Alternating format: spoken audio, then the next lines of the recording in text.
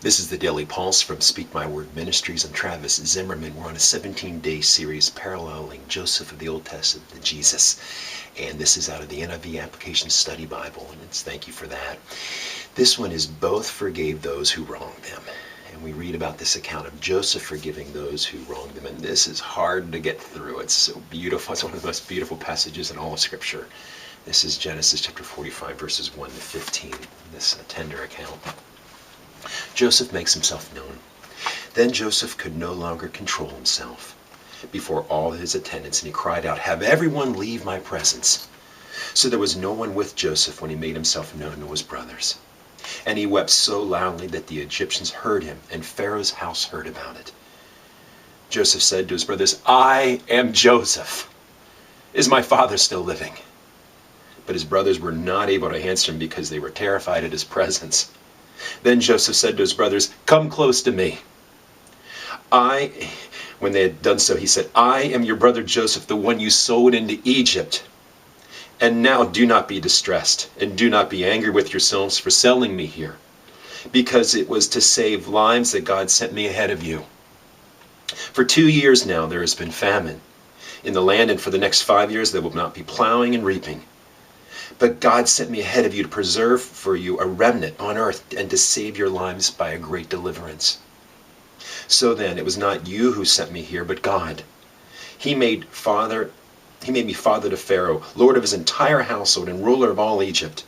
Now hurry back to my father and say to him, 'This is what your son Joseph says. God has made me lord of all Egypt. Come down to me, don't delay.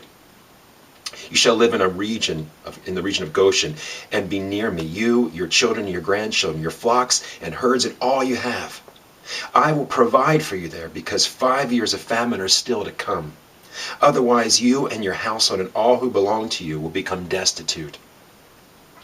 You can see for yourselves, and so can my brother Benjamin, that is really I who am speaking to you. Tell my father about all the honor accorded me in Egypt, and about everything you have seen, and bring my father down here quickly.' Then he threw his arms around his brother Benjamin and wept. And Benjamin embraced him, weeping. And he kissed all his brothers and wept over them. Afterwards, his brothers talked with him." Genesis chapter 45, verses 1 to 15. It's such an amazing account. Joseph had spent over a decade, 13 years potentially.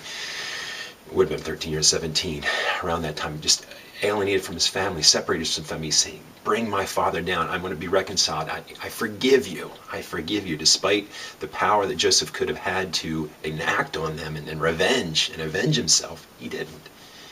And how much more Jesus Christ. We go to Luke chapter 23, verse 34, where Jesus is splayed out on the cross. They're nailing to the cross, and he says, "Father, forgive them, for they do not know what they are doing." Wow.